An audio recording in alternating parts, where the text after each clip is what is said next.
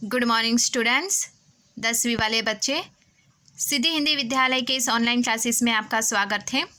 वैसे तो यहाँ पे बच्चों देखा जाए तो हम थोड़े पाठ और काव्य के साथ साथ बीच बीच में हम लोग व्याकरण का हिस्सा भी लेंगे, ताकि आप लोग पाठ और काव्य पढ़ पढ़ के ज़्यादा बोर ना हो जाए, परेशान ना हो जाए।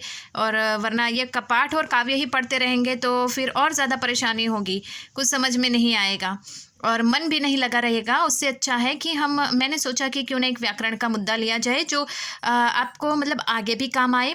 11वीं 12वीं में भी आपको उसके रिलेटेड मतलब व्याकरण से जुड़े हुए ही मुद्दे हम चर्चा करेंगे, जो इस साल 10वीं में भी हैं। और व्याकरण तो आपको पता ही है, मैंने आपको अभ्यासक्रम की सूची भिजवाई है, जिसमें मैंने आपको बताया था कि हमें पूरा व्याकरण लेना है, पूर्ववत जैसा पहले था वैसा का वैसा, उसमें से कुछ नहीं निकालना है। तो हो सकता है कि पर्यायवाची शब्दों की आगे चर्चा हो गई होगी, लेकिन ये मैंने खुद मटेरियल तैयार किया है, ताकि मैं चाहती हूँ कि आपके पास मेरा लिखा हुआ मटेरियल पहुँच जाए आपके पास। ये यहाँ से अब एक बात मैं आपको बता दूं कि कॉपी तो आपको बनानी ही पड़ेगी, क्योंकि इसमें जो लिखा हुआ है वो सब मैंने खुद अपने हाथों से लिखा है। उम्मीद करती हूँ कि आपको मैंने यहाँ पे कह दिया है कि ये आपको लिखना है, तो यहाँ पे वीडियो में जो जो भी मैं आपको दिखा रही हूँ वो सब आपको कॉपी में लिखना है। ठीक है, जितना भी है वो सब आपको कॉपी में देख देख कर ही लिखना है बच्चों, ताकि क्या होगा, आपके पास वो मटेरियल पहुँच जाएगा। आप लिखोगे तो आपको भी मतलब लिखने की प्रैक्टिस भी रहेगी, और लिखी हुई जो वस्तु होती है, जो शब्द होते हैं, वो ज़्यादा याद रहते हैं। आप खुद लिखोगे अपने हाथों से तो क्या आपको ज़्यादा याद रहेगा। ठीक है, अब यहाँ पे ये पर्यायवाची शब्द तो हमने आगे देखे, तो पर्यायवाची शब्द की शायद हमारी चर्चा हो चुकी है, लेकिन फिर भी जो 10वीं के स्पेशली जो 10वीं में पूछे जाए ऐसे पर्यायवाची शब्द को लेकर मैंने ये लिखा है। ठीक है, तो सबसे पहले हम पर्यायवाची शब्द किसे कहते हैं, उसकी जो परिभाषा डेफिनेशन होती है, उसकी जो व्याख्याएं होती है, वो हम देख लेते हैं। तो यहाँ पे स्पष्ट है कि जो शब्द एक सा अर्थ बताते हैं उन्हें पर्यायवाची शब्द या समानार्थी शब्द कहते हैं। ठीक है, पर्यायवाची शब्द कहो या समानार्थी शब्द कहो बच्चों, एक ही है, हम सबको पता है। ठीक है, और हम तो 9th में पढ़ के ही आए हैं, हर साल ये पर्यायवाची शब्द समानार्थी शब्द पूछे जाते हैं। तो इसकी परिभाषा क्या है, जो शब्द एक सा अर्थ बताते हैं उन्हें पर्यायवाची या समानार्थी शब्द कहते हैं। कोई एक शब्द ऐसा है कि उसके एक जैसे ही अर्थ निकलते हो, अर्थ में बदलाव नहीं आता हो, अर्थ में कोई उतार चढ़ाव ना आए, उसको क्या कहेंगे हम यहाँ पे, पर्यायवाची शब्द या समानार्थी। समानार्थी यानी समान अर्थ वाले शब्द, पर्याय यानी उसके जैसा दूसरा शब्द। समझ में आया, अर्थ नहीं बदलना चाहिए, शब्द का वैसा ही अर्थ रहना चाहिए। सिर्फ उसकी जो जैसे कि यहाँ पे हम जैसे जैसे उदाहरण देखते चले जाएंगे, आपके दिमाग में वो बात और ज़्यादा क्लियर होती जाएगी। अब यहाँ पे जैसे उदाहरण के तौर पे आपको मैं बताऊँ, मैंने यहाँ पे पंकज नाम का ये शब्द लिखा है, ब्रैकेट में देखिए लाल पेन से, पंकज, पंकज शब्द है, उसके बाजू में ब्रैकेट में देखिए सिर्फ पंक लिखा हुआ है, प्लस ज, ऐसा मैंने कुछ लिखा है, दिखाई दे रहा है आपको। तो यहाँ पे सबसे पहले हम देखते हैं पंख, पंख यानी कीचड़, ज यानी जन्मा हुआ या उत्पन्न हुआ, तो कीचड़ में उत्पन्न हुआ। समझ में आया, हम ये पंकज शब्द कमल के लिए होता है। ठीक है, तो कमल के लिए ये आपको पूछा जाए कि कमल का समानार्थी शब्द या पर्यायवाची शब्द दीजिए, तो हम पंकज लिखेंगे। ठीक है, तो पंकज ही क्यों, पंख यानी कीचड़ और ज यानी जन्मा हुआ या उत्पन्न हुआ। अब यहाँ पे ये जो उदाहरण मैंने लिखा है उसको पढ़ लेते हैं एक बार, ताकि आपको और ज़्यादा क्लियर हो जाए ये शब्दार्थ की अर्थात समानार्थी शब्द की ये परिभाषा। उदाहरण के तौर पे पंकज शब्द में पंख प्लस ज के मेल से बना है, जिसका अर्थ होता है पंख यानी कीचड़ और ज यानी पानी, अर्थात उत्पन्न होने वाला, अर्थात कीचड़ में उत्पन्न होने वाला यानी कौन, कमल। तो पंकज शब्द का ये अर्थ होता है, किसी वस्तु के गुण, रूप, आकार आदि को देखकर उसके पर्यायों का जन्म होता है। महत्वपूर्ण बात, ऐसा नहीं कोई भी एक शब्द छपा है और हम उसको कुछ भी बोल देंगे, नहीं, शब्द का अर्थ में बदलाव नहीं आना चाहिए।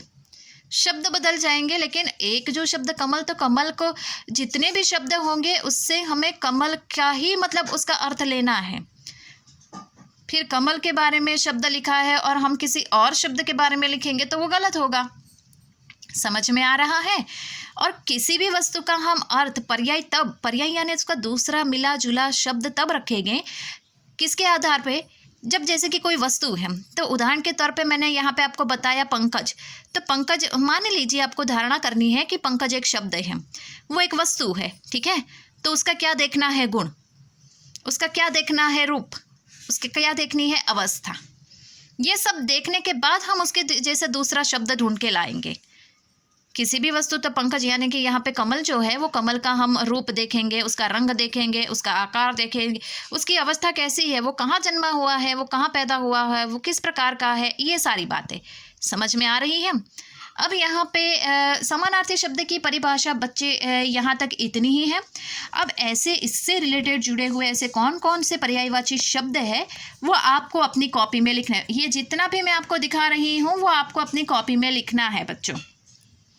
बोर्ड की परीक्षा में इनमें से ही कोई एक पूछे जाए ऐसे हो सकते हैं। और ये आपके जो हमारा ये जो सिलेबस है ना 10वीं का, ये 10वीं के सिलेबस में से ही निकाले गए शब्द है पर्यायवाची।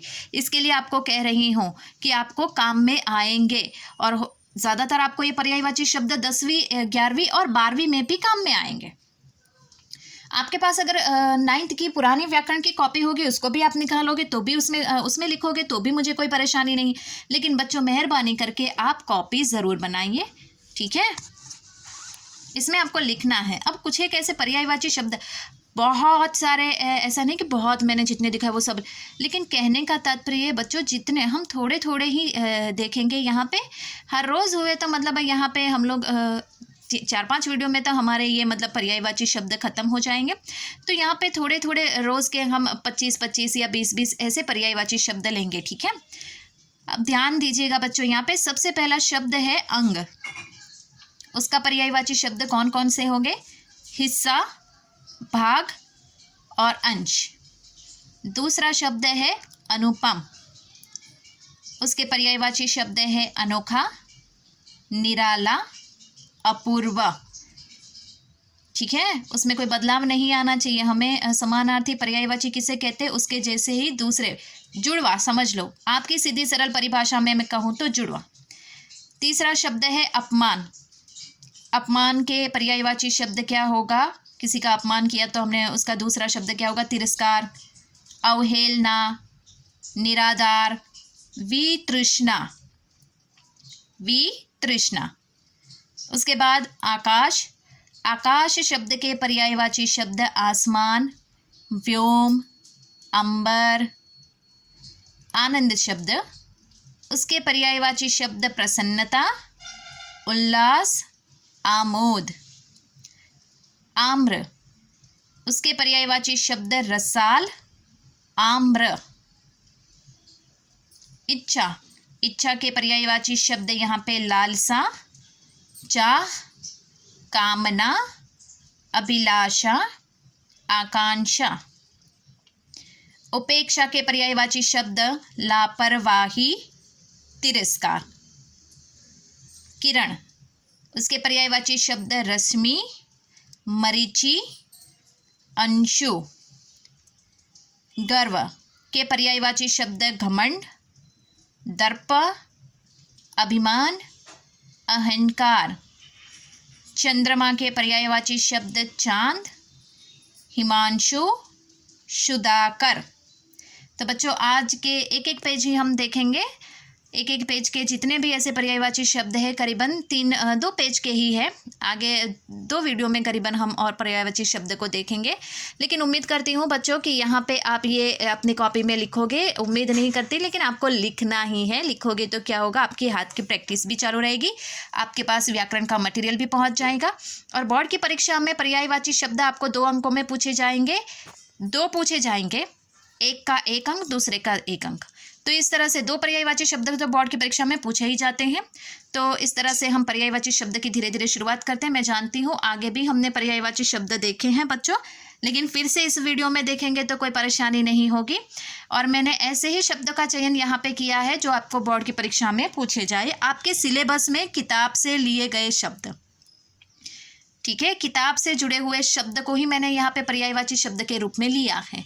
और थोड़े बहुत बार के और एक शब्द है जिसको मैंने पर्यायवाची यहाँ पे लिखे हुए हैं जो आपके काम में आएंगे। Thank you.